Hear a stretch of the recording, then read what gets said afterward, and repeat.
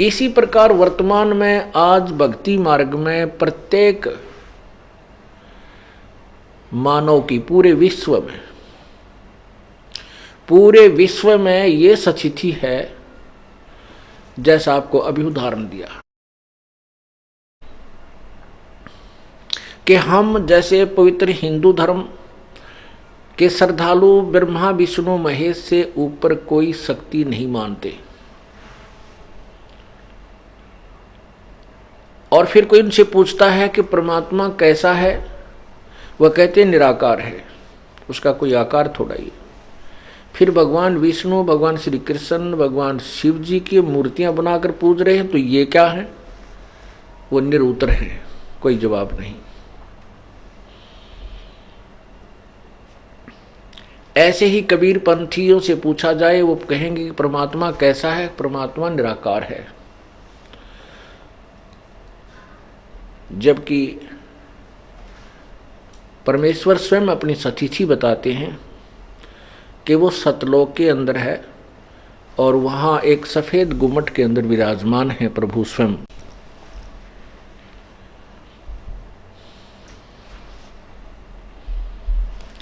इसी प्रकार पवित्र सिख समाज से पूछिए, वो कहते हैं परमात्मा निराकार है, क्योंकि गुरु नानक देव जी ने अपनी वाणी में कहा तू ही एक निरंकार। और नानक साहब जी ने अपने जीवन काल में, जो पहले वो पवित्र हिंदू धर्म में जन्मे थे और ब्रजलाल पांडे से गीता, श्रीमद् भगवत गीता का पाठ किया करते थे, सुना करते थे, पढ़ते थे गीता जी को, इसलिए उन्होंने उस लोकवेद के आधार पर ब्रजलाल पांडे से सुनी हुई बातों के और एक हिंदू समाज के अंदर कॉमन धारणा होने के कारण के परमात्मा तो निराकार है, और फिर भी श्री विष्णु जी के पुजारी थे, तो वो वाणी भी लिखी हुई है। जब उसके बाद परमात्मा का साक्षात्कार हुआ, पूर्ण ब्रह्म उनको मिले, बेई नदी पर आकर के उनको दर्शन दिए, फिर सचखंड लेकर गए। उसके बाद नानक साहब ने पूरी श्रीमद् भगवत गीता में से 7 श्लोक सिलेक्ट किए थे, और उन 7 श्लोकों का जवाब जगह जगह जाकर पांडे लोगों से पूछा करते थे, ब्राह्मणों से, कि वो तत्वदर्शी संत, चौथे अध्याय के 34वें श्लोक में लिखा है, वो तत्वदर्शी संत की खोज कर तत्वदर्शी संत की पहचान बताओ। क्योंकि गीता ज्ञान दाता तो अपने ज्ञान से अलग कोई ज्ञान बता रहा है, वो कौन ज्ञान है? गीता जी के अध्याय नंबर 18 के श्लोक 62 में कहा है कि तू सर्वभाव से उस परमेश्वर की शरण में जा, उसकी कृपा से तू परम शांति और शाश्वत स्थानीय सचखंड को प्राप्त होगा। वो परमात्मा कौन है? इस तरह के 7 श्लोक उन्होंने सिलेक्ट किए थे, जिसका जवाब किसी के पास नहीं था। फिर भी उनकी बात को किसी ने स्वीकार नहीं किया, क्योंकि उस समय नानक साहब के अनुयायी बहुत ही नाम मात्र थे। ऐसे ही पवित्र मुसलमान धर्म में पूछिएगा परमात्मा कैसा है? अल्लाह बेचून है, बेचून मन निराकार।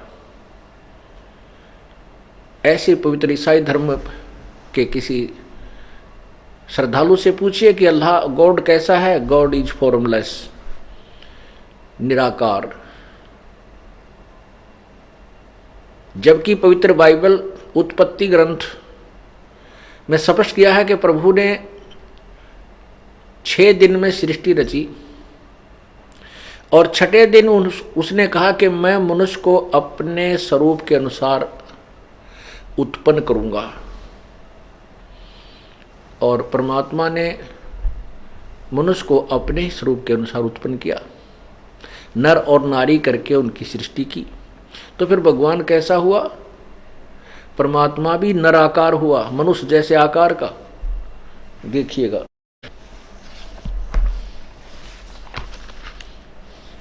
ये देखिएगा पवित्र बाइबल, संपूर्ण जीवन अध्ययन बाइबल, ऊपर नहीं है इसका, यहीं से है सारा कुछ। अब आगे देखिएगा, पवित्र बाइबल, संपूर्ण जीवन अध्ययन बाइबल, ये कहाँ से छपा है? जर्नल एडिटर, ये Donald C Stamps MAMDV, associate editor J Wesley Adams PhD, और नीचे है life publishers international Springfield Missouri USA, printed in India.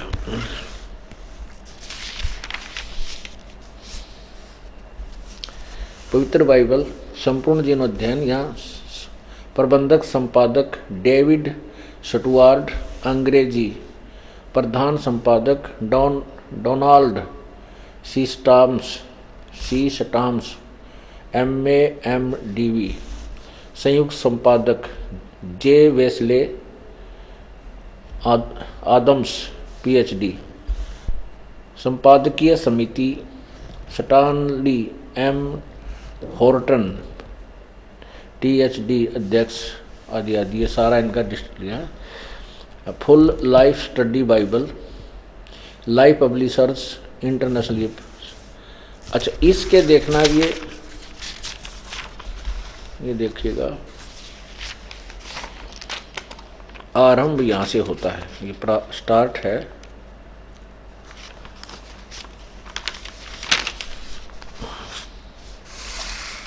ये है 4 पृष्ठ पे, ये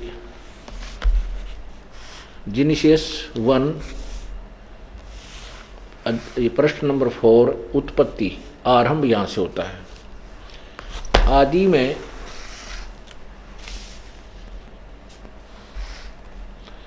आदि में परमेश्वर ने आकाश और पृथ्वी की सृष्टि की। अब देखो, इस प्रकार ये पहला दिन हो गया। दूसरा दिन भोर हुई इस प्रकार, और परमेश्वर ने उस अंतर को पर आकाश कहा, तथा सांझ हुई फिर भोर हुआ, ये इस प्रकार दूसरा दिन हुआ।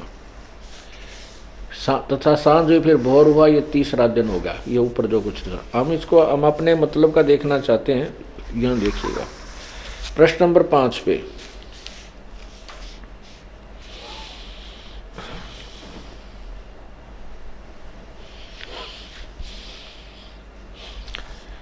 ये 5वां दिन देखें, प्रश्न नंबर 5 पे, जेनेसिस 1 और 2, इसमें लिखा है इस प्रकार ये 5वां दिन हो गया। अब 6ठा दिन यहाँ शुरू होता। फिर परमेश्वर ने कहा, पृथ्वी से जंतु बनाएंगे। आगे देखो यहाँ, फिर परमेश्वर ने कहा कि हम मनुष्य को अपने स्वरूप के अनुसार अपनी समानता में बनाएं, और वे समुद्र की मछलियों और आकाश के पक्षियों और घरेलू पशुओं और सारी पृथ्वी पर और सब रेंगने वालों जंतुओं पर जो पृथ्वी पर रेंगते हैं अधिकार रखें। तब परमेश्वर ने मनुष्य को अपने स्वरूप के अनुसार उत्पन्न किया, अपने स्वरूप के अनुसार परमेश्वर ने उसको उत्पन्न किया। 3 बार लिखा। फिर परमेश्वर ने कहा, हम मनुष्य को अपने स्वरूप के अनुसार समानता में बनाए। यहाँ देखो, तब परमेश्वर ने मनुष्य को अपने स्वरूप के अनुसार उत्पन्न किया, अपने स्वरूप के अनुसार परमेश्वर ने उसको उत्पन्न किया। 3 बार लिखा। नर और नारी करके उसने मनुष्यों की सृष्टि की। अब इससे सिद्ध हुआ कि परमात्मा मनुष्य जैसा है, साकार है, नराकार है।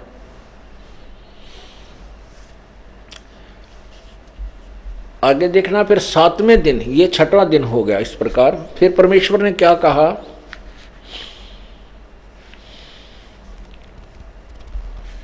ये 28वां देखना, 27 हमने पढ़ लिया। नर और नारी करके मनुष्य की सृष्टि की, और परमेश्वर ने उनको आशीष दी की, और उनसे कहा कि फूलो और फलो और पृथ्वी पर भर जाओ, उसको अपने वश में कर लो, और समुद्र की मछलियों तथा आकाश के पक्षी और पृथ्वी पर रेंगने वाले सब जंतुओं पर अधिकार रखो। अब देखना, एक बहुत ही गहराई से सोचना है, क्योंकि हम तत्व ज्ञान समझ रहे हैं। अब जिस प्रभु ने सृष्टि रची 6 दिन में और 7वें दिन विश्राम किया, उसने 6 दिन में सृष्टि रच दी और जो आदेश निर्देश देना था वो दे दिया। अब क्या निर्देश दे रहे हैं कि मनुष्य को इतना बुद्धिमान बना दिया कि पृथ्वी के सभी जीव जंतुओं से ये सियाना हो, समझदार हो, उनको कंट्रोल करे, लेकिन खाए नहीं उनको, उनका मांस नहीं खाए। अल्लाह या निपुण परमात्मा का आदेश मांस खाने का नहीं। अब देखना प्रमाण 29 में, ये 28 आपने पढ़ा, 29 में फिर परमेश्वर ने उनसे कहा, मनुष्यों से, और सुनो, जितने बीज वाले छोटे छोटे पेड़ और सारी पृथ्वी के ऊपर हैं, पेड़, छोटे छोटे पेड़ सारी पृथ्वी के ऊपर हैं, और जितने वृक्षों में बीज वाले फल होते हैं वे सब मैंने तुमको दिए हैं, वे तुम्हारे भोजन के लिए हैं। परमात्मा ने कहीं भी मनुष्य को मांस खाने का आदेश नहीं दिया। ये है पूर्ण परमात्मा का संदेश, निर्देश, आदेश।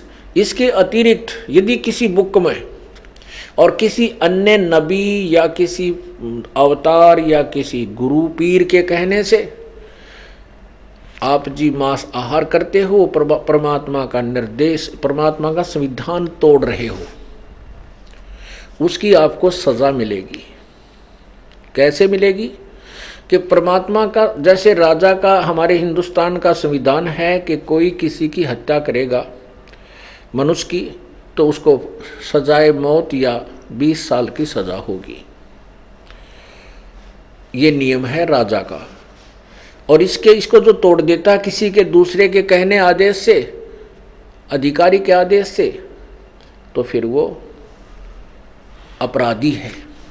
जैसे एक समय किसी व्यक्ति की मित्रता एक दरोगा से हो गई, SHO तय, और उस व्यक्ति का जो साथी पड़ोसी था, नाइबर था, उसकी कहा सुनी रहती थी, उनकी आपस में नहीं बनती थी। एक दिन उस दरोगा के मित्र ने अपने मित्र दरोगा से यानी SHO से कहा कि ऐसे ऐसे मेरा जो पड़ोसी है वो मुझे बहुत परेशान करता है, सारा कुछ मैंने पंचायत भी कर ली, समझा लिया, लेकिन वो बाज नहीं आता है, क्या इलाज किया जाए। SHO ने कहा कि मार उसको, समार दे, कूट छेद दे, मार लट सिर में, माप देख लूँगा। अब उस SHO के कहने अपने मित्र SHO की बात को मान करके उस व्यक्ति ने अपने पड़ोसी के साथ झगड़ा ठान लिया और उसका लठ मार दिया, और लाठी लगने तो वो व्यक्ति की मृत्यु होगी। उस अक्षेत्र का वो अपराध प्रभारी होने के कारण वही मित्र SHO आया, अपने मित्र को पकड़ कर ले गया और संविधान अनुसार उसको सजाए मौत हो गई। अब उस नालायक ने अपने मित्र अधिकारी SHO के कहने राजा के संविधान को भंग कर दिया तो उसको सजा मिली। ये परमात्मा का विधान है, जो भगवान ने कहना सुनना था वो कह दिया, लिख दिया, बोल दिया। उसके बाद वो परमात्मा ने विश्राम किया, तख्त पर विराजमान हुआ। उसके बाद जो यहाँ के जो मालिक हैं, जैसे ब्रह्मा, विष्णु, महेश, ब्रह्म, इन्होंने फिर बागडोर संभाल ली। ब्रह्म ने, इन्होंने फिर आगे जो आदेश दिए हैं, या वो किसी केंद्र प्रवेश करके या वैसे कोई आकाशवाणी करके जो आदेश दिए, ये काल ब्रह्म के आदेश हैं, और आगे चल के वो कहीं किसी बुक में नोट करके उसको लागू किया गया है, तो पूर्ण परमात्मा के विधान को भंग किया है, उनको सजा मिलेगी, वो अब दोषी होंगे। अब देखना, अभी आपने 6वां दिन पढ़ा, अब आपने ये 29 नंबर पढ़ा। इसमें ये मनुष्यों के लिए केवल फिर पढ़िए। फिर परमेश्वर ने उनसे कहा कि सुनो, जितने बीज वाले छोटे छोटे पेड़ सारी पृथ्वी के ऊपर हैं और जितने वृक्षों में बीज वाले फल होते हैं वे सब मैंने तुमको दिए हैं, वे तुम्हारे भोजन के लिए। आगे पशु पक्षियों को भी आदेश नहीं है मांस खाने का। और जितने पृथ्वी के पशु और आकाश के पक्षी और पृथ्वी पर रेंगने वाले जंतु हैं जिनमें जीवन का प्राण है, उन सब के खाने के लिए मैंने सब हरे हरे छोटे पेड़ दिए हैं और वैसा ही होगा। तब परमेश्वर ने जो कुछ बनाया था वो देखा, वो अच्छा लगा, तथा सांझ हुई फिर भोर हुआ। इस प्रकार ये 6वां दिन हो गया। अब और परमेश्वर ने अपना काम जिसे वह करता था 7वें दिन समाप्त किया। उसने अपने किए हुए काम से 7वें दिन विश्राम किया।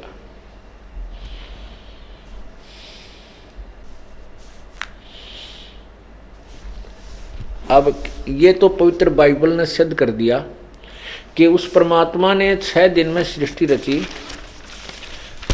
और वो तो उसने तो विश्राम किया, चला गया।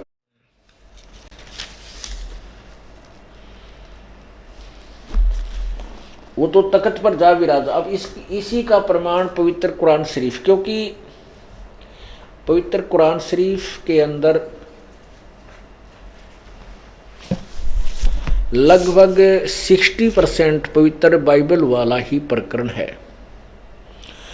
और पवित्र मुसलमान समाज और पवित्र ईसाई समाज बाबा आदम को अपना पूर्वज मानते हैं।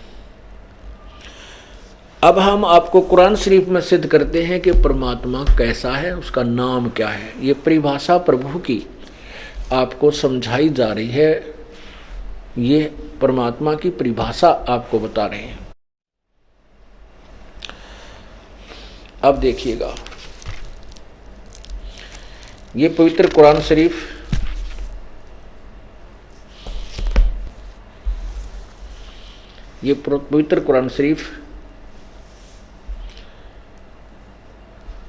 यह वह इल्हामी किताब है जिसमें कोई संदेह की गुंजाइश नहीं। यानी इसमें जो लिखा है मुसलमान भाई सत्य मानते हैं कि इसमें जो लिखा है वो सत्य है, इसमें कोई शंका हमें नहीं है। अब देखना,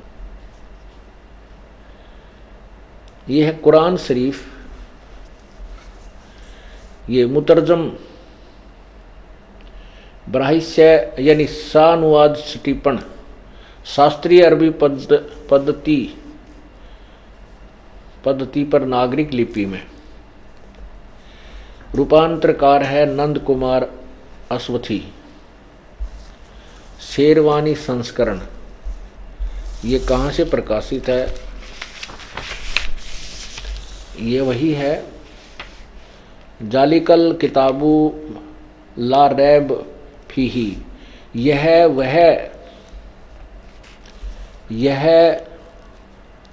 वह इल्हामी किताब है जिसमें कोई गुंजाइश नहीं, संदेह की कोई गुंजाइश नहीं। ये कुरान शरीफ।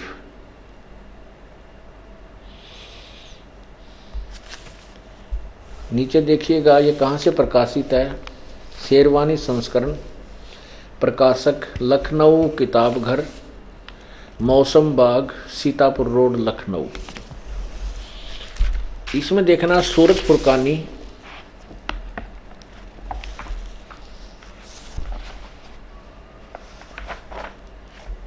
25,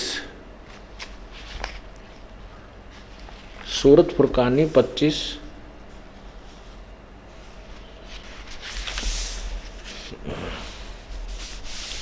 यह है सूरत फुरकानी 25। अब इसकी हम 52 आयत से लेकर 59 तक पढ़ेंगे। ये देखिएगा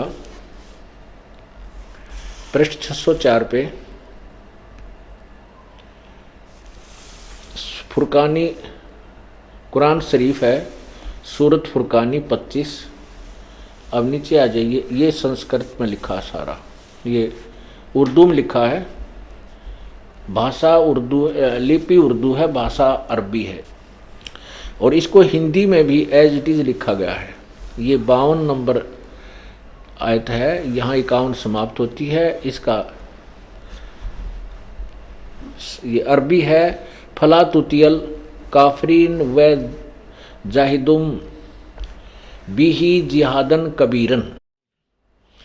इन्होंने इसका यहाँ हिंदी किया है, ये 51 शब्द है, यहाँ लिखा है, हिंदी किया है इन्होंने ही।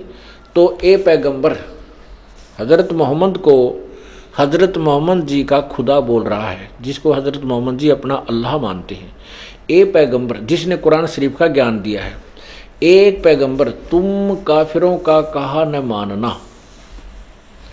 ये 52वीं आयत आपको सुना रहा हूँ सूरत फुरकानी 25 की।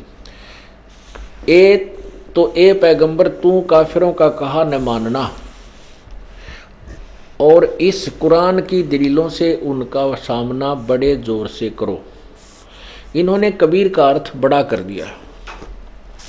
ये दास इसका अर्थ करता है कि हज़रत मोहम्मद जी का खुदा जिसने कुरान शरीफ को का ज्ञान दिया है, वो हज़रत मोहम्मद जी से कह रहा है कि हे पैगंबर, मैं तुझे जो संदेश दे रहा हूँ इस कुरान शरीफ में, मेरी बातों पर विश्वास करना। और वो काफिर इस कबीर को भगवान नहीं मानते जो आपको कबीर मिला है, क्योंकि पूर्ण परमात्मा परमेश्वर जिंदा महात्मा के रूप में हज़रत मोहम्मद जी को भी मिले थे।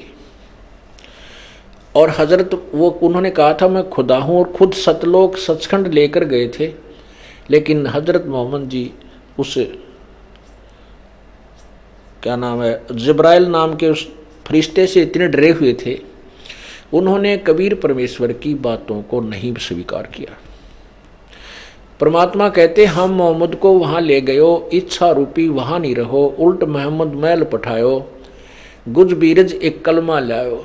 ओए रोजा बंग नमाज दई रे, बिस्मल की नहीं बात कही रे। हजरत मोहम्मद ने वहाँ जो परमात्मा कहते हैं हम वहाँ ले गए अपने पास, लेकिन वहाँ ये रहा नहीं, मेरी बात का स्वीकार नहीं किया, उल्टा हमने महल में यहाँ भेज दिया। फिर ये जबरील देवता जो इसको लेकर गए, तो उसके आधार से उन्होंने रोजा बंग नमाज दई रे, लेकिन बिस्मिल की नहीं बात कही रे। हजरत मोहम्मद जी ने गऊ या बकरा या कोई भी बकरे आदि को बिस्मिल करने मारने के लिए नहीं कहा। तो उसके बारे में क्या बताते हैं, नबी मोहम्मद नमस्कार है राम रसूल कहाया, 1,80,000 को सौगंध जिन नहीं करत चलाया। अरस कुर्स पर अलह तकत है, खालिक बिन नहीं खाली, वो पैगंबर पाक पुरुष थे साहिब के अब्दाली। हजरत मोहम्मद जी ने कभी मांस नहीं खाया और न ही मांस खाने के लिए निर्देश दिया किसी को। 1,80,000 उनके अनुयायी हुए थे, उन्होंने भी कभी, सौगंध है उनकी कि उन्होंने कभी मांस नहीं खाया। उन्होंने कहीं ऐसा कर्द नहीं चलाया जैसे तुम अब अत्याचार करते हो, पशुओं को मारते हो और भगवान के दुआ करते हो। तो यहाँ कह रहे हैं कि पैगंबर तुम उन काफरों की बात मत मानना, क्योंकि वो कबीर को भगवान नहीं मानते। उनका विरोध, उनका संघर्ष बड़े जोर, उनका संघर्ष करना, उनकी संघर्ष का अर्थ यहाँ लड़ाई नहीं करना, उनसे संघर्ष करना, अर्थात उनकी बातों में मत आना। और ये कबीर वो परमात्मा है जिसने 6 दिन में सृष्टि रची, 7वें दिन तख्त पर जा विराजा, और ये वास्तव में अविनाशी है, उसको कोई मार नहीं सकता। आगे देखना है 53, 54, 55, 56, 57, 58, 59, इन सभी को आपको दिखाता हूं। अब हम हिंदी पढ़ेंगे इसकी। अब जैसे यहां आपने 52वां पढ़ा, तो 52वीं आयत पढ़ी है, तो ए पैगंबर तुम काफिरों का कहा न मानना और इस कुरान की दलीलों से उनका सामना बड़े जोर से करो। आगे देखना, अब ये 53 देखो, 53, ये 53 यहाँ। और वही है जिसने, ये वो कबीर नामक अल्लाह पूर्ण परमात्मा वही है जिसने 2 दरियाओं को मिला चलाया, एक का पानी मीठा प्यास बुझाने वाला और एक का खारी कड़वा। और वही है जिसने 2 दरियाओं को मिला चलाया, एक का पानी मीठा प्यास बुझाने वाला और एक का खारी कड़वा, और दोनों को एक आड़ और मजबूत रोक बना दी।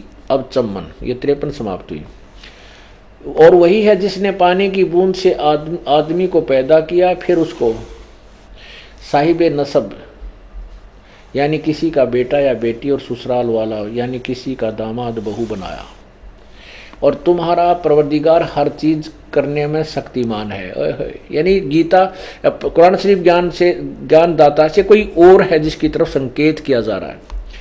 अब 55, ये चमन आपने पढ़ा। अब 55 में देखो, काफिर अल्लाह को के सिवाय ऐसों को पूजते हैं जो न उनको नफा पहुंचा सकते हैं और न उनको नुकसान है। यानी पूर्ण परमात्मा को छोड़कर अन्य देवताओं की पूजा के लिए संकेत है कुरान शरीफ में कि वो देवता ना कुछ कर सकते, ना लाभ दे सकते, ना हानि दे सकते, और काफिर लोग उन्हीं की पूजा करते हैं। और काफिर तो अपने परवरदिगार से पीठ दिए हुए हैं, मुंह मोड़े हैं। अब 56 में, ए परवरदिगार ना ए पैगंबर, हमने तुमको खुशखबरी सुनाने और सिर्फ अजाब से डराने के लिए भेजा है। अब 57 देखो। अब थोड़ा सा 57 हम यहाँ देखेंगे। हाँ, 57 पढ़ो पहले।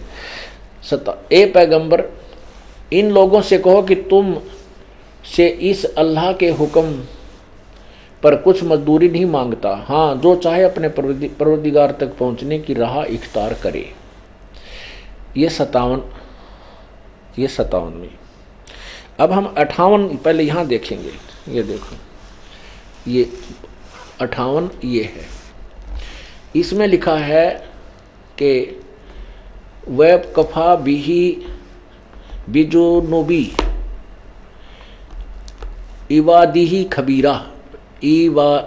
इवादी है, इवादी माने पूजा के योग्य, खबीरा कहो, कबीरा कहो, ये वही कबीरन खबीरन कहो, ये कबीर ही शब्द है। ये बोलने में थोड़ा सा लिखने में अंतर हो जाता है।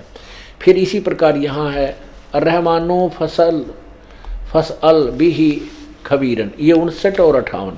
इसमें यहाँ क्या लिखा है देखिएगा। ये 57 समाप्त हुई। 58, ए पैगंबर, उस जिंदा पर भरोसा रखो जो कभी मरने वाला नहीं है, और तारीफ के साथ उसकी पाकी बयान करते रहो, और अपने बंदों के गुनाहों से वह काफ़ी खबरदार है। यहाँ कबीर का अर्थ इन्होंने काफ़ी कर दिया, बहुत अच्छी तरह खबरदार है ये 58 में। अब इसका क्या अर्थ है कि ए पैगंबर, उस जिंदा महात्मा, जिंदा पर भरोसा रखो, ओह वो कभी मरने वाला नहीं है, और उसी की तारीफ के साथ उसकी पाकी यानी उसकी पवित्रता का बयान करते रहो, उसकी महिमा का गुणगान करते रहो। वो अपने बंदों के गुनाहों से काफ़ी खबरदार है। क्या कहना चाहते हैं कि कुरान शरीफ के बोलने वाला अल्लाह, जिसको हजरत मोहम्मद जी अपने खुदा मानते हैं, वो कह रहा है कि जो जिंदा महात्मा के रूप में तुझे आकर मिला था उसके ऊपर विश्वास कर, और वो अपने बंदों के यानी जो उनका अनुयायी है उनके गुनाहों को यानी उनके अपराधों को भी क्षमा कर देता है, माफ़ कर देता है। वो कभी मरने वाला नहीं, अर्थात वो वास्तव में अविनाशी है। और यहाँ वास्तव में कबीर कुरान शरीफ ये कहना चाहते हैं, कबीर नामक जो अल्लाह है, अल्लाहु अकबर जिसे कहते हैं, अल्लाह अकबर, अल्लाह अकबरू, कबीर अल्लाह, अल्लाह कबीर, वो एक ही बात है। वो उसका अर्थ अल्लाह कबीर का अर्थ बड़ा भगवान कह देते हैं नहीं, अर्थ तो किसी भी वस्तु अक्षर का यानी किसी नाम का कर लीजिए, अवश्य उसका शब्द का अर्थ होगा। निरर्थक शब्दों के ना नाम होते हैं और ना ही उनका कहीं प्रयोग हुआ करता है किसी भी भाषा में। तो इस प्रकार ये लिखा है कि वो अल्लाह कबीर है, वो अल्लाहु अकबर है, वो अल्लाह कबीर है। अब उसी गीता कुरान शरीफ के ज्ञान देने वाला कह रहा कि उसी की महिमा गा तू। अब 59 में देखो, 59 में कमाल कर दिया। ये 58 आपने पढ़ा, ये देखिएगा, ये 59 कि जिसने आसमानों और जमीन और जो कुछ उनके बीच में है सबको 6 दिन में पैदा किया, फिर तख्त पर जा विराजा, वह अल्लाह बड़ा, वह अल्लाह कबीर। यहाँ लिखना था वह भगवान कबीर रहमान है, दयालु है। तो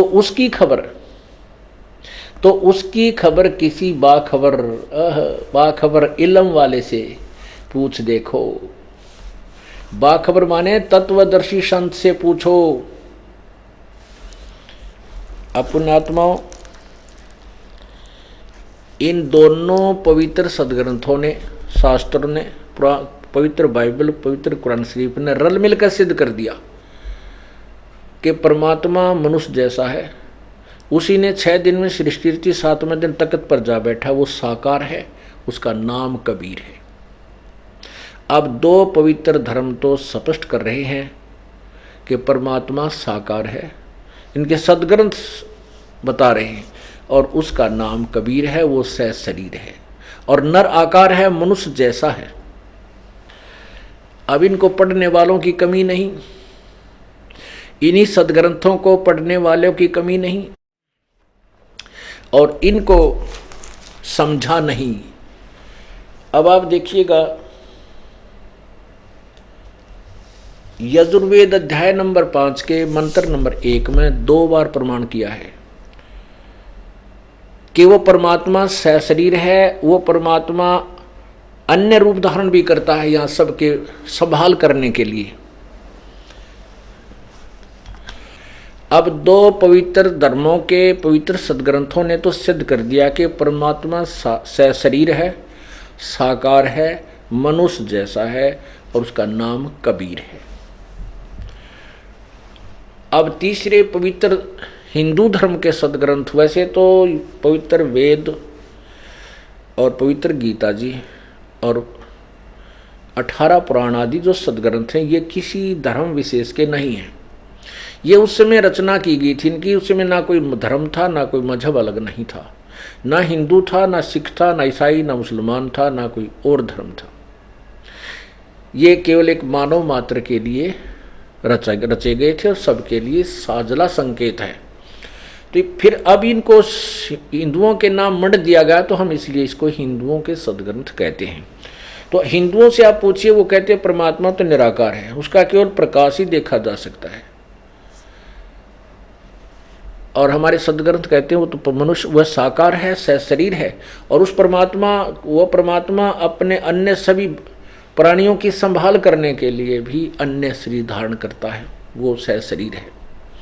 अब देखना पवित्र यजुर्वेद,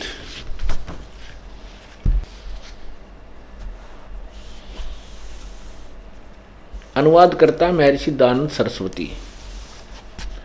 ये कहाँ से छपा है?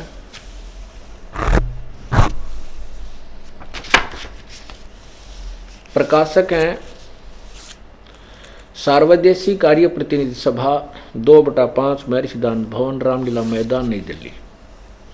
यजुर्वेद आर्य भाषा भाष्य संपूर्ण 40 अध्याय महर्षि दयानंद सरस्वती कृत, अनुवाद किया महर्षि दयानंद ने।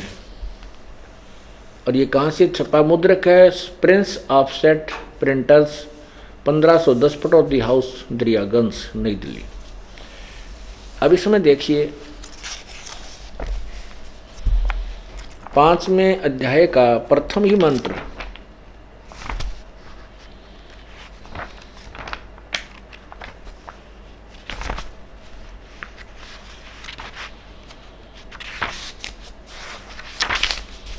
ये है अथ पंचमो अध्याय, अथ पंचम अध्याय आरंभ। इसका प्रथम मंत्र है अग्ने तनुरसी, अग्ने तनुरसी, विष्णवे तवा सोमस्य तनुरसी, विष्णवे तवा अतिथ्यमसी, विष्णवे तथा सेनाय तवा सोम भर्त्ये, विष्णवे तवा अग्ने तवा राय पोस्ते, विष्णवे तवा। अब देखो, अग्ने तनुरसी, विष्णवे तवा सोमस्य तनुरसी। स्वामी जी ने इसका अर्थ क्या किया है इसको बाद में बताएंगे। तनु माने शरीर है, अग्नि माने बिजली प्रसिद्ध रूप लिख दिया। अब यहां देखते हैं स्वामी जी ने इसी यजुर्वेद के प्रथम अध्याय में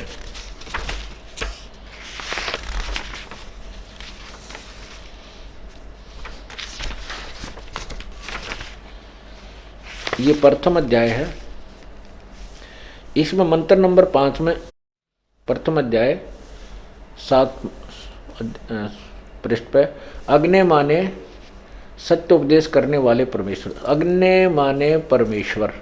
ठीक है, आगे देखो।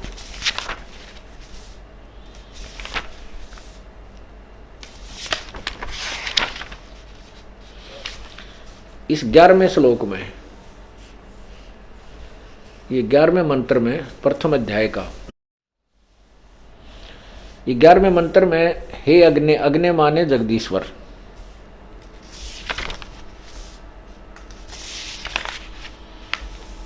अब ये 13वें मंत्र में, 13वें में,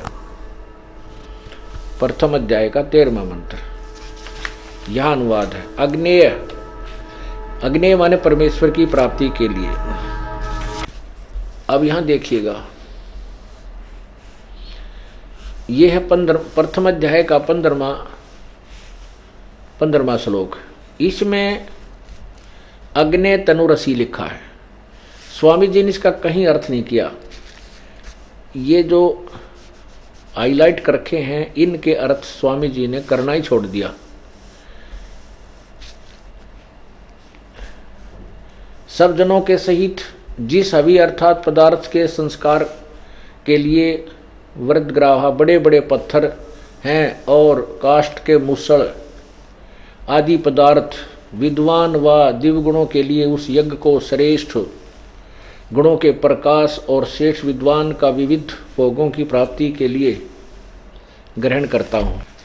अब स्वामी जी ने क्या अनुवाद कर दिया? वो अग्नि तनुरसी तो छोड़ दिया है, और इसका क्या अर्थ कर दिया? बड़े बड़े पत्थर और काठ के मुसल, इनको ग्रहण करता हूँ। पता भगवान काठ के मुसलान और पत्थरा ने शर्म मारा ग्रहण करके। सारी सृष्टि, सारे पहाड़ उसी के रचे हुए हैं, सारे वन, अर्थात अर्थों का अनर्थ कर दिया इसने, क्योंकि इनको ज्ञान था ही नहीं भक्ति मार्ग का, ABC भी नहीं जानते थे। और ये कम से कम 11 शब्दों का अर्थ ही नहीं कर रखा। ये जितने हाईलाइट हैं ये ऊपर, इनका अर्थ इस अनुवाद में नहीं। यार 100 वर्ष से इसका यूं का तो प्रिंट चलता आ रहा है। ये तो अर्थ हैं, ये संस्कृत है। इनमें कहीं पर भी अग्नि तनुरसी नहीं है जिनका अर्थ किया हो। ये जो है ये संस्कृत है। संस्कृत के आगे बाकी शेष हिंदी है। अब ऋग्वेद, इन्होंने स्वामी दयानंद जी ने पहले ऋग्वेद शुरू किया था। इसका इन्होंने लिखा है वैसे 1 से 6 श्लोक, 6 मंडल अनुवाद किया है। किसी में लिखा केवल प्रथम मंडल ही उन्होंने अनुवाद किया, जैसा भी आधा ऋग्वेद इन्होंने अनुवाद किया। तो इन्होंने जब स्टार्ट किया तो उसमें स्पष्ट लिखा है, क्योंकि ऋग्वेद अग्नि शब्द से प्रारंभ होता है। उन्होंने अग्नि की परिभाषा, अग्नि का शब्द अर्थ किया है कि अग्नि जहाँ पर लिखा हो उसको परमात्मा माने। वैसे तो अग्नि माने सब नबेरा आग होती है, और अग्नि माने परमेश्वर है। ये ऋषि जी ही बताया करते हैं, संत गुरु बताते हैं कि इसका क्या अर्थ होता है। ये देखिएगा, ये है ऋग्वेद।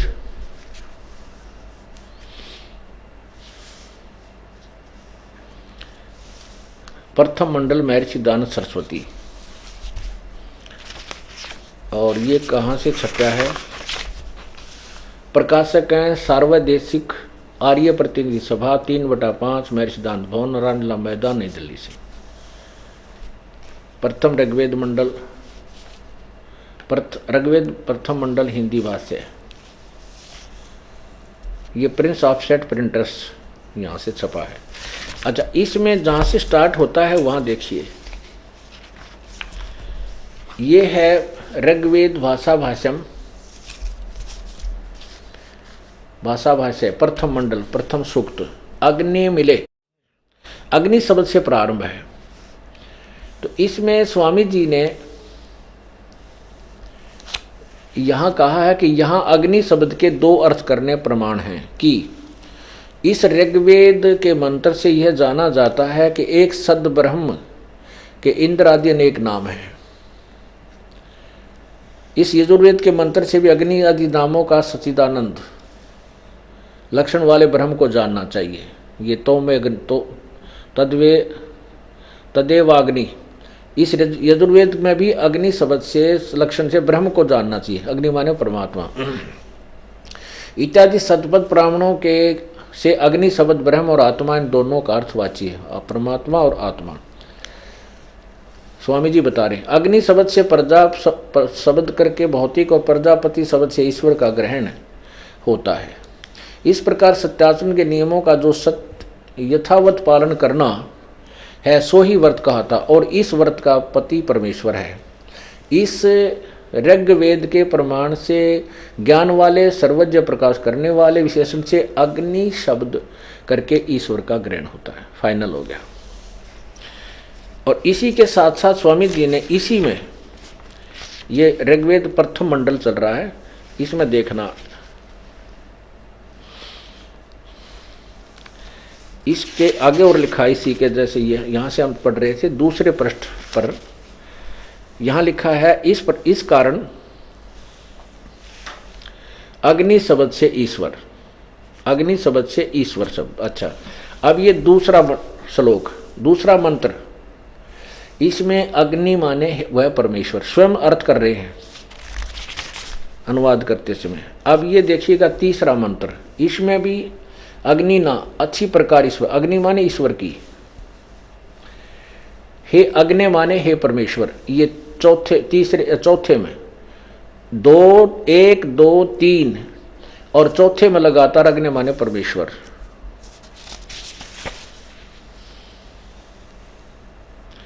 और पांचवा छोड़ दिया, पांचवें में शब्द अग्नि नहीं है, छठे में अग्नि माने परमेश्वर।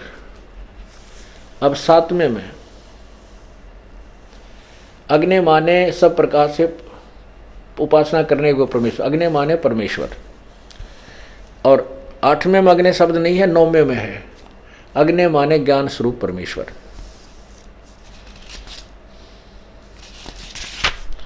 कहने का भाव ये है कि जहां भी अग्नि शब्द है उन्होंने स्वयं भी अग्नि माने परमेश्वर अर्थ किया है।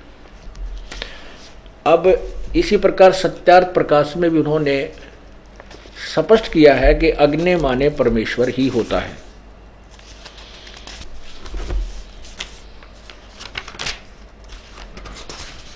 और जहां अग्नि माने परमेश्वर करना चाहिए था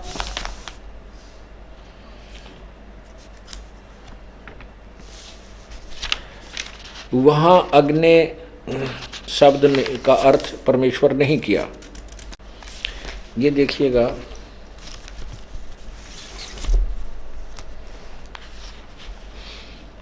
सत्यार्थ प्रकाश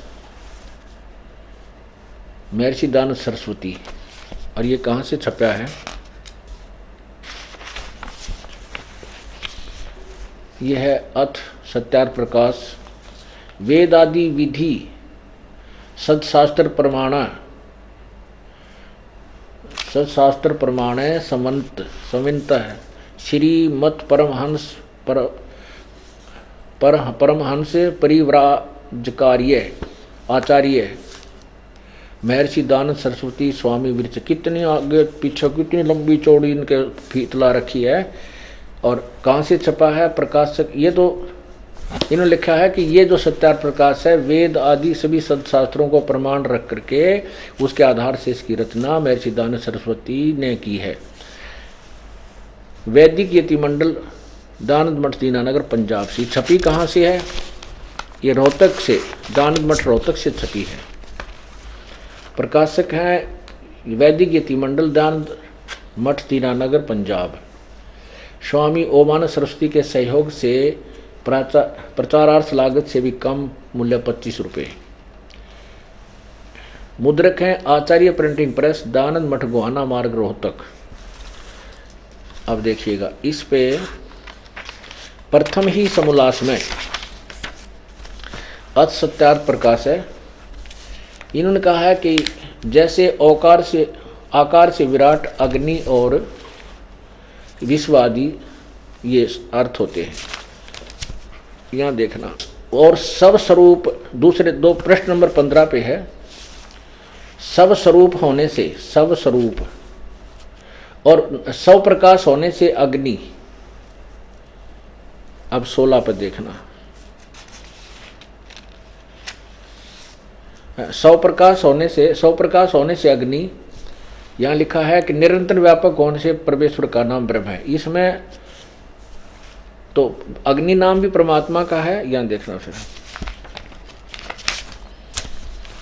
ओम, ये प्रश्न नंबर 16 पर, ओम और अग्नि आदि नामों से मुख्य अर्थ परमेश्वर का ग्रहण होता है। ओम और अग्नि आदि नामों से मुख्य अर्थ परमेश्वर का ही होता है। स्पष्ट हो गया, परमेश्वर का ही ग्रहण होता है। आगे देखो, ये प्रश्न नंबर 17 पर, अग, अगि, इण धातु है, इनसे अग्नि शब्द सिद्ध होता है। जो ज्ञान स्वरूप सर्वज्ञ जानने प्राप्ति होने और करने योग, पूजा करने योग है, इससे परमेश्वर का नाम अग्नि है। अच्छा, अब देखिएगा कमाल इनका।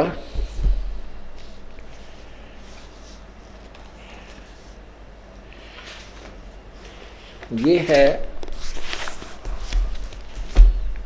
यजुर्वेद और सामवेद को इकट्ठा ही जल्द किया गया है। ये देखिएगा, ये बड़ी जल्द में है यजुर्वेद और सामवेद। यजुर्वेद तो स्वामी दानंद जी वाला ही है, एज इट इज। इन्होंने सिर्फ टाइप अलग करके लंबाई ज़्यादा बढ़ा के किया है। और ये कहाँ से प्रकाशित है, ये देखिएगा, यजुर्वेद सामवेद भाषा भाष्य संपूर्ण, यहाँ से देखिए। प्रधान कार्यालय दानंद संस्थान, वेद मंदिर महात्मा वेद भिक्षु सेवाश्रम, मुखमेलपुर दिल्ली, दूरभाष इतना। ये कहाँ से छपा? दानंद संस्थान नई दिल्ली से। कौन है इसके प्रकाशक? पंडिता राकेश रानी, अध्यक्ष दानंद संस्थान, 2286 आर्य समाज मार्ग, करोल बाग, नई दिल्ली से। ये तो अब इसमें श्याम वेद का अनुवाद किया है आर्य समाजी आचार्य ने, और महर्षि दानंद जी की उस निर्देश का पालन करते हुए कि जहाँ भी अग्नि शब्द है मुख्य तौर पर उसका नाम परमात्मा परमेश्वर होना चाहिए। अब देखिए सामवेद, ये सामवेद है, भाषा भाष्यम, ये प्रथम ही स्टार्ट है यहाँ से। इसके प्रथम मंत्र में, ये प्रथम मंत्र है, अग्नि माने हे ईश्वर, अग्नि माने हे परमेश्वर, अग्नि माने ईश्वर को, अग्नि माने परमेश्वर, अग्नि माने हे ईश्वर, अग्नि माने हे परमेश्वर। आगे देखो, अग्नि माने हे ईश्वर, अग्नि माने हे ईश्वर, अग्नि माने हे परमेश्वर, अग्नि माने हे परमेश्वर, अग्नि माने हे परमेश्वर।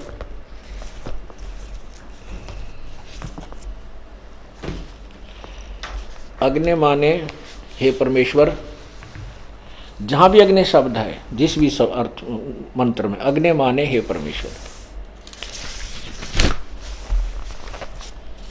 अब देखिएगा, हो अग्नि माने हे परमेश्वर, अग्नि माने ईश्वर की, परमेश्वर की, अग्नि माने परमेश्वर की, अग्नि माने परमेश्वर, अग्नि माने परमेश्वर की।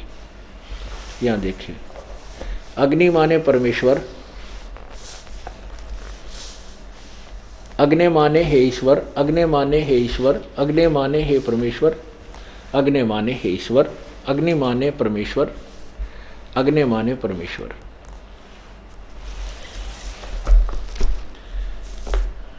अब पुण्यात्मा, अब हम इस ऋग्वेद यजुर्वेद मंडल नंबर,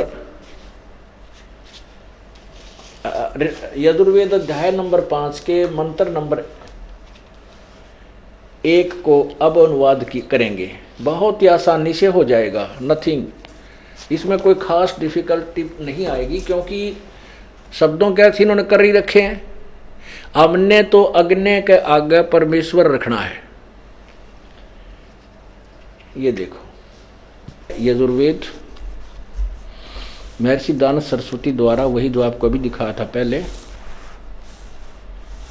और ये कहाँ से प्रकाशित है? प्रकाशक हैं सार्वदेशी कार्य प्रतिनिधि सभा 2/5 महर्षि दानव भवन, रामलीला मैदान, नई दिल्ली से।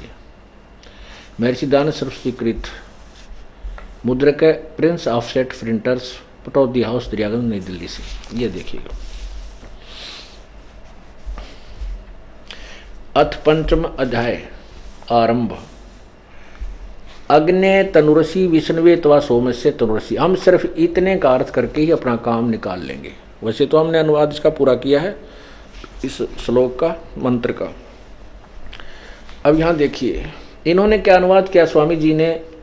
हे मनुष्यो, तुम लोग जैसे मैं जो हवि अग्नि, बीज, अग्नि का अर्थ किया बिजली प्रसिद्ध रूप, अग्नि के तनु माने शरीर के समान असी माने है। अब यहां हम लिख देते हैं अग्नि माने परमेश्वर, तनु माने शरीर, असी माने है। शरीर माने उन्होंने लिखा है, तनु माने शरीर ये खुद लिख रहे हैं।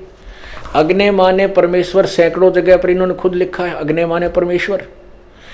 परमेश्वर शरीर है, परमात्मा का शरीर है। फिर यहाँ विष्णुवे तवा सोमस्य तनुरसी। तवा माने उस, सोमस्य सब, विष्णुवे माने सबकी संभाल करने के लिए, तवा माने उस, सोमस्य माने अमर पुरुष यानी सतपुरुष का, अविनाशी भगवान का, तनु माने शरीर, असी माने है। 2 बार प्रसिद्ध हो गया कि परमात्मा शरीर है। अब पुण्यात्माओं,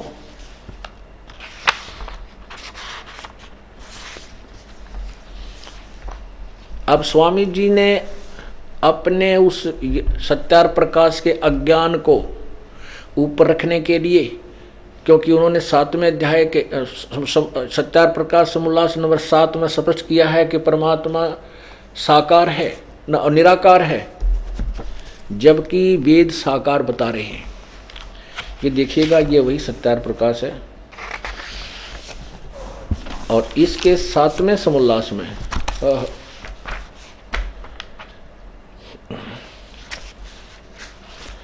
ये देखिएगा,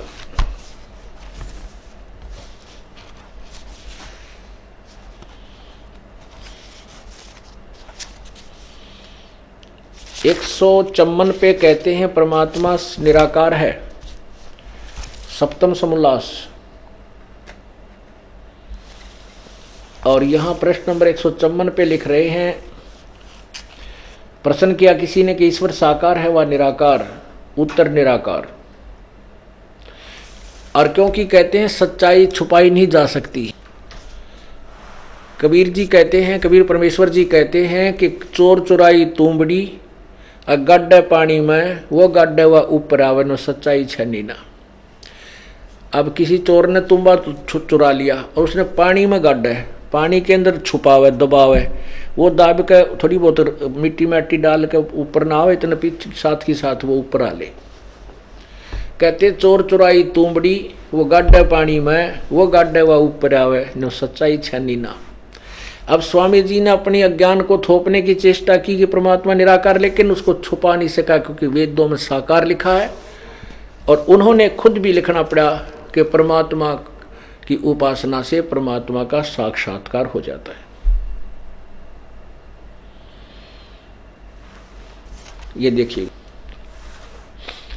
155 पृष्ठ पे, चमन पे तो कहा निराकार है 154 पे, और एक यहाँ क्या लिखा, परमात्मा निराकार है, उत्तर स्वामी जी का। और 155 पे साकार सिद्ध कर रहे हैं, अपनी व्याख्या का स्वयं खंडन भी कर रहे हैं। किसी ने प्रश्न किया परमेश्वर की स्तुति प्रार्थना और उपासना करनी चाहिए व नहीं करनी चाहिए? उत्तर स्वामी जी का करनी चाहिए। प्रश्नकर्ता कहता है क्या स्तुति आदि करने से ईश्वर अपना नियम छोड़ स्तुति प्रार्थना करने वाले का पाप छुड़ा देगा? उत्तर नहीं, स्वामी जी कहते हैं पाप नहीं छुड़ाएगा। प्रश्नकर्ता कहता है तो फिर स्तुति प्रार्थना किस लिए करें, क्यों करना? स्वामी जी ने कहा कि उसके करने का फल अन्य ही है। प्रश्न क्या है? स्वामी जी ने उत्तर दिया, सतुति से ईश्वर में प्रीति, उसके गुण कर्म स्वभाव से अपने गुरु कर्म स्वभाव का सुधरना तथा प्रार्थना से निरअभिमानता, उत्साह और सहाय का मिलना, उपासना से परब्रह्म से मेल और उसका साक्षात्कार होना। अरे वाह! अब साक्षात्कार किसका होता है? साकार वस्तु का, निराकार का साक्षात्कार नहीं होता। और मिलन मेल भी साकार से होगा, क्योंकि यदि परमात्मा को सर्वव्यापक और कण कण में विद्वान माने तो उपासना से पहले भी वो मिला हुआ था, फिर उसको समाधि ला कर उसको उपासना करके फिर मिलन क्या हुआ? तो इससे ये छुपा भी नहीं सके कि परमात्मा साकार नहीं है। स्वयं लिख रहे हैं कि उसका साक्षात्कार होता है। वास्तविकता यही है, परमात्मा साकार है। लेकिन इनकी और सभी की जो तत्व ज्ञान से अपरिचित जितने भी जो भी, क्योंकि पूरा मानव समाज परमात्मा कबीर साहब को छोड़कर, वो तो भगवान थे, और फिर उनसे परिचित जो संत हुए उनको, उनके अतिरिक्त किसी भी की थ्योरी में आपको सच्चाई नहीं मिलेगी कि परमात्मा कैसा है, क्योंकि उन्होंने साक्षात्कार हुआ ही नहीं। इसलिए उन्होंने लिख दिया कि परमात्मा का केवल प्रकाश देखा जा सकता है, वो निराकार है। नहीं, परमात्मा साकार है, सशरीर है, मनुष्य जैसा है, उसका नाम कबीर है।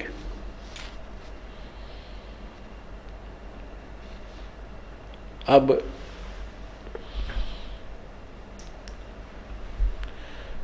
पवित्र यजुर्वेद ने स्पष्ट कर दिया कि परमात्मा सशरीर है, और वो परमात्मा सबकी संभाल करने के लिए यहाँ अतिथि रूप में आता है।